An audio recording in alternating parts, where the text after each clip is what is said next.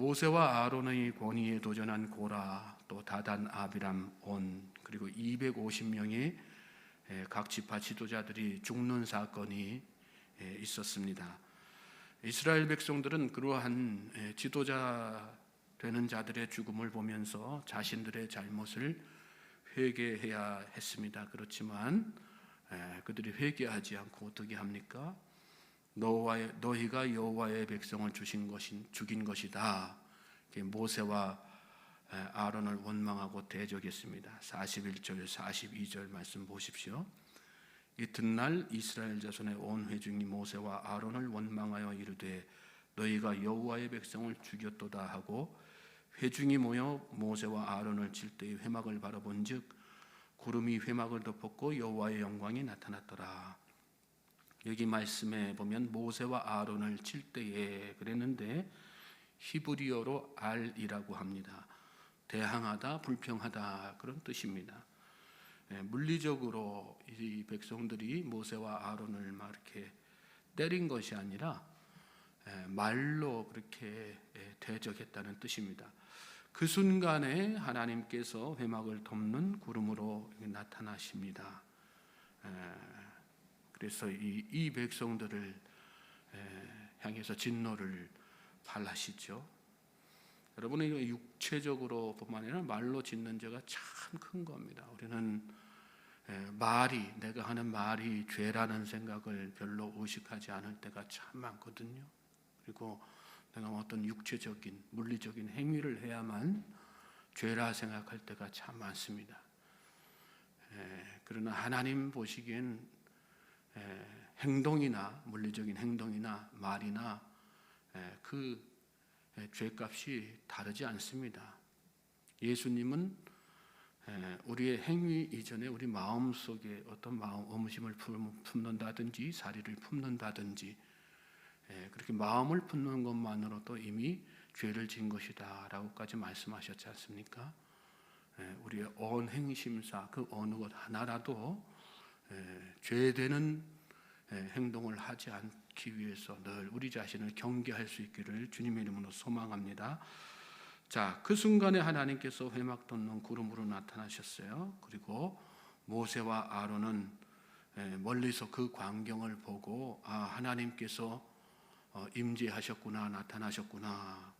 그렇게 회막 앞으로 갔습니다. 그러자 하나님께서 모세에게 말씀하시지요. 45절 보시면 너희는 이 회중에게서 떠나라. 내가 순식간에 그들을 멸하려 하노라. 자, 순식간에 이렇게 말씀하셨는데 실제로 하나님은 모세에게 이 말씀을 하시자마자 순식간에 회중들을 전염병으로 치시는 것을 이어지는 말씀 가운데서 우리가 깨닫게 됩니다. 모세와 아론은 하나님의 말씀을 듣자마자 엎드려서 기도를 시작했어요. 그렇지만 이미 하나님의 진노는 시작되어서 전염병이 회중 가운데 퍼지기 시작한 것입니다.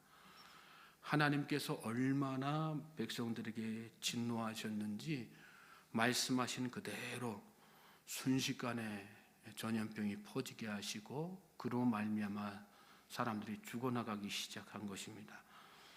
자, 그러자 모세가 아론에게 이야기하죠. 향로를 가져다가 제단에다가 제단 숯을 담고 그 위에다가 향을 피워서 빨리 회중에게로 가서 그들을 위해서 속죄해라. 그러면서 뭐라고 이야기합니까? 47절 끝에 보면 여호와께서 진노하셨으므로 연병이 시작되었음이니라. 또 이렇게 이야기하죠. 벌써 전염병이 시작되었으니까 급하게 빨리 가라. 사람들 더 죽기 전에 전염병 더 퍼지기 전에 백성들 위해서 저들 살려야 되니까 빨리 속죄해라. 그렇게 이야기한 것입니다. 아론이 모세가 지키는 대로 향로를 가지고 갔습니다. 그랬더니 벌써 전염병이 시작되었습니다. 그래서 급하게 속죄를 드리는 것을 향을 피워서 속죄를 드리는 것을 이어지는 말씀에서 우리가 보게 되죠. 그러고 나니까 하나님께서 전염병을 멈춰 주셨는데 이미 죽은 사람이 14,700명이나 된 것입니다. 잠깐 사이에 말 그대로 순식간에 14,700명 이스라엘 백성들 가운데에서 그 많은 숫자가 죽은 것입니다. 여러분, 하나님의 진노는 이처럼 무서운 것입니다. 하나님께서 하시고자 하시면 한순간에 이렇게 저주와 형벌 또 죽음이 다 내려지는 것이죠. 또 이 말씀을 우리가 한편으로 생각해 보면, 만약에 모세와 아론이 급하게 하나님께 엎드려서 중보하고 또 신속하게 속죄하지 않았다면 이스라엘의 남은 백성들 그마저도 순식간에 전염병으로 몰살당했을 것을 우리가 추측할 수 있죠. 무슨 뜻입니까? 하나님의 진노는 이처럼 무섭고 두려운 것이고 또 우리가 상상할 수 없는 그런 정도의 것이지만, 그럼에도 불구하고 하나님은 어떤 분이시라는 거예요? 진노 중이라도 참으시는 분, 회개하면 언제든지 멈추시는 분이라는 것입니다. 하나님의 진노의 채찍은 인간을 멸망시키시기 위한 것이 아니라 돌이키기 위한 것임을 깨닫게 하는 그런 말씀이죠. 그러므로 여러분, 저와 여러분은 늘 우리 자신을 돌아보면서 언행심사에 있어서 하나님 앞에 잘못한 일이 있다면 그 즉시 하나님 앞에 돌이키고 회개해야 될 줄로 믿습니다. 그것이 살 길이에요. 우리를 다 살리고 우리 주변을 다 살리고 가정을 살리는 것입니다. 또 하나님은 우리가 한 가지 더 깨닫는 것은 의인의 중보를 반드시 들어주신다는 것입니다. 모세와 아론이 이렇게 하나님의 진노가 순식간에 말씀하신 그대로 이스라엘 백성들에게 전염병으로 이렇게 다 내려지지 않습니까? 그런데 그 즉시 시작되었지만 그 즉시 순식간에 재빠르게 하나님 앞에 중보했어요. 엎드려서 기도하고 또 그들을 위해서 속죄하고 향을 피워서 속죄하고. 그러니까 하나님께서 그들의 기도를 들으시고 진노를 멈추시지 않습니까? 그리고 나머지 백성들은 살게 하시는 것을 오늘 말씀 가운데서 보게 됩니다. 그러므로 우리 믿음의 사람들은 어떤 사람들이 되어야 되는 것입니까? 누군가를 위해서 기도해 주는 사람, 중보해 주는 사람이 되어야지 되고, 또 반대로 누군가에게 기도를 부탁할 줄 아는 사람이 되어야지 되는 것입니다. 여러분 주변에 회개치 않는 사람이 있습니까? 아무리 예수 믿으라고 해도 고집 피우고 도통 말을 듣지 않는 사람이 있습니까? 너 이렇게 살면 잘못된 거야. 하나님의 말씀대로 살아야 돼. 그렇게 권면하지만 귀를 막고 자기 생각대로 고집 피우고 그렇게 사는 사람들이 있습니까?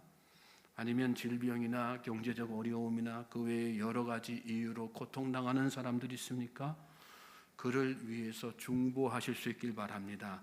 하나님께서 중보하는 전심으로 진심으로 믿고 기도하는 여러분의 기도를 들어주시고 소원을 이루어 주실 줄로 믿습니다. 여러분, 중보는 특권입니다. 야고보서 5장에 기도에 관한 중요한 말씀이 나오죠. 우리에게 익숙한 내용입니다. 야고보서 5장 13절부터 16절 말씀인데, 여러분 가지신 성경 찾아서 함께 읽도록 하겠습니다. 야고보서 5장 13절부터 16절 말씀입니다.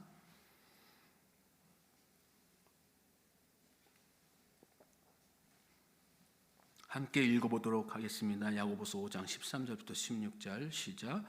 너희 중에 고난당하는 자가 있느냐? 그는 기도할 것이요. 즐거워하는 자가 있느냐? 그는 찬송할지니라. 너희 중에 병든 자가 있느냐? 그는 교회의 장로들을 청할 것이요. 그들은 주의 이름으로 기름을 바르며 그를 위하여 기도할지니라. 믿음의 기도는 병든 자를 구원하리니 주께서 그를 일으키시리라. 혹시 죄를 범하였을지라도 사하심을 받으리라. 그러므로 너희 죄를 서로 고백하며 병이 낫기를 위하여 서로 기도하라. 의인의 간구는 역사하는 힘이 큼이니라. 반복되어서 나오는 단어가 서로 그런 단어지 않습니까? 서로를 위해서 중보하라는 얘기입니다.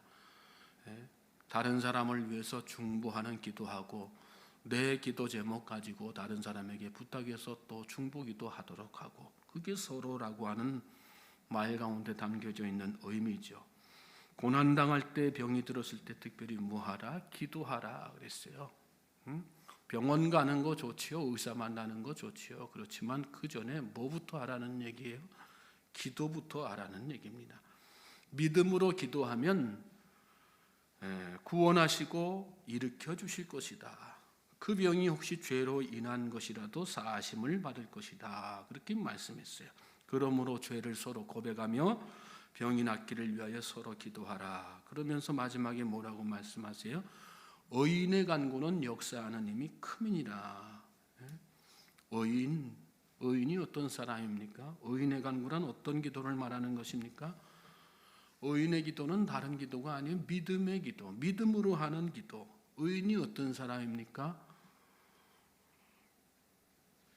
믿음으로 의롭다 얻는다 말씀했으니까 믿는 사람이죠. 기도의 능력을 믿고 하나님께서 역사하실 것을 믿고 하나님께서 고쳐주실 것을 믿고 하나님께서 해결하실 것을 믿고 그렇게 기도하는 사람, 그 사람이 믿음이고 그런 믿음 가지고 기도하는 기도가 바로 의인의 기도라는 말씀입니다. 하나님은 그 기도에 놀라운 능력, 역사하는 힘을 더해 주신다 이렇게 말씀하셨어요. 놀라운 능력, 커다란 힘. 그러므로 여러분 중보는 믿는 자들에게 있어서는 하나님께서 주신 놀라운 특권이 되는 것입니다. 저와 여러분이 이 놀라운 특권을 가지고도 전혀 사용하지 않는다면 여러분 우리가 얼마나 어리석은 사람이 되겠어요. 예전에 골동품으로 돈을 많이 번 사람들이 있었다고 합니다. 아주 오래된 일이죠. 그 사람들이 어떻게 돈을 벌었느냐? 아주 헐값에 골동품을 싸서 비싸게 판 거예요. 청자백자 같은 도자기 같은 거를 푼돈 그냥 몇 푼 주고 사가지고 몇백 배, 몇천 배씩 비싸게 받았습니다. 어떻게 그런 청자백자 국보급 되는 보물들을 그렇게 싸게 살 수 있었나? 그 가치를 모르는 서민들이 청자백자를 그냥 별 가치 없는 것이라고 여기고 개밥그릇으로 사용하고 요강단지로 사용하고 집에서 쓰는 반찬그릇, 물그릇 이런 걸로 사용한 겁니다. 그런데 어느 날 지나가는 사람이 찾아와 가지고 그거 나한테 파시오. 돈을 갖다가 몇 푼 준단 말이에요. 그러니까 이게 웬 떡이냐 하고 그냥 다 팔아넘긴 거예요. 가치를 모르면 그런 어리석은 행동들을 하는 것이죠. 중보기도의 가치를 모르고 기도하지 않는 사람이 바로 그런 사람인 것입니다. 열심히 중보하시고 적극적으로 중보 기도를 요청하시는 여러분 되시기 바랍니다. 그게 기도의 특권이에요. 교회의 장로들을 청하라, 서로 기도하라. 의인의 간구는 역사하는 힘이 크다.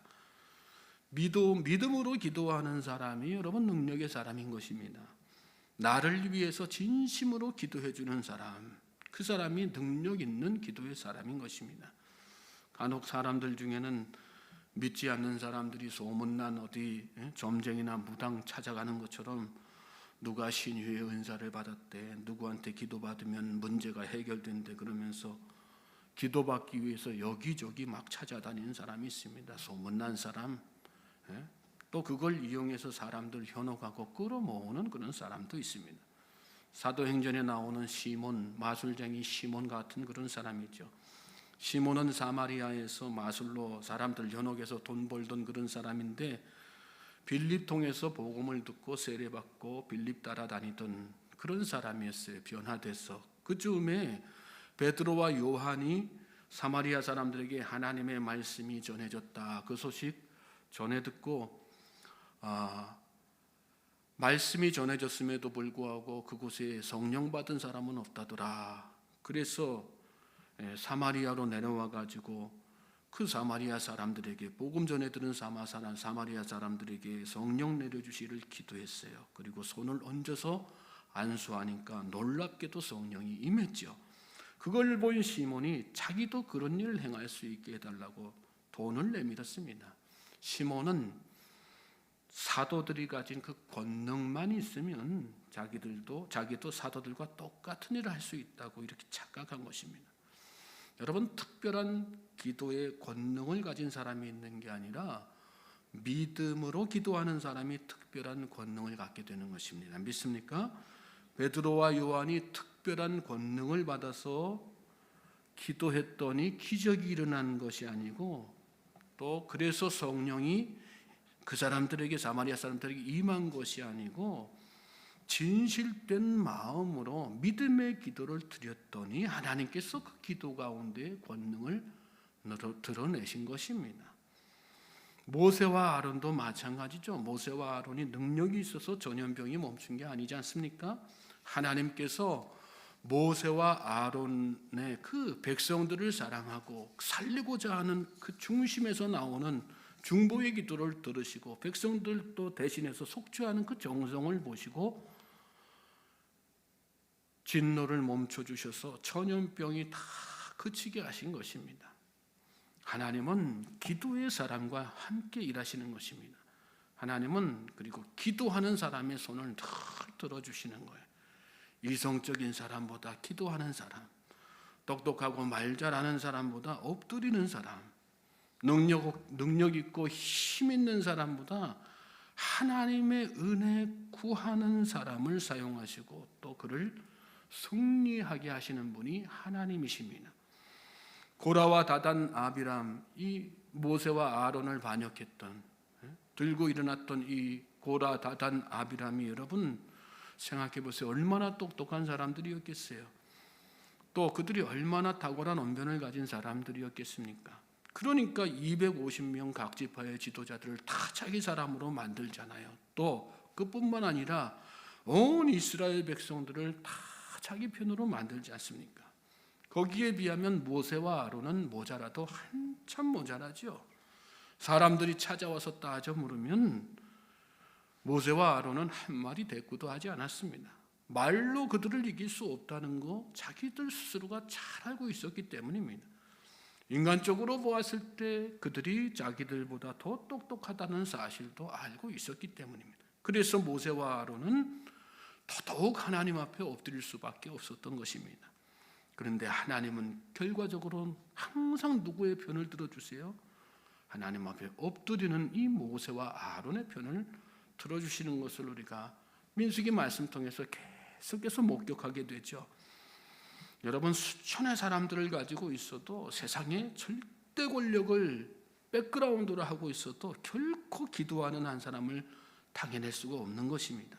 왜 그렇습니까? 하나님께서는 기도하는 사람의 편이기 때문에 그렇습니다. 고린도전서 1장 27절에 보면 하나님께서 세상에 미련한 것들을 택하사 지혜 있는 자들을 부끄럽게 하시고 세상에 약한 것들을 택하사 강한 것들을 부끄럽게 하신다, 이렇게 말씀했습니다. 누가 미련한 사람들입니까? 세상 사람들이 보기에 미련할 정도로 십자가의 도만, 복음만, 하나님의 말씀만, 하나님만 의지해서, 십자가만 의지해서, 예수님만 의지해서 사는 그런 사람, 그 사람이 미련한 사람입니다. 또 누가 약한 사람입니까?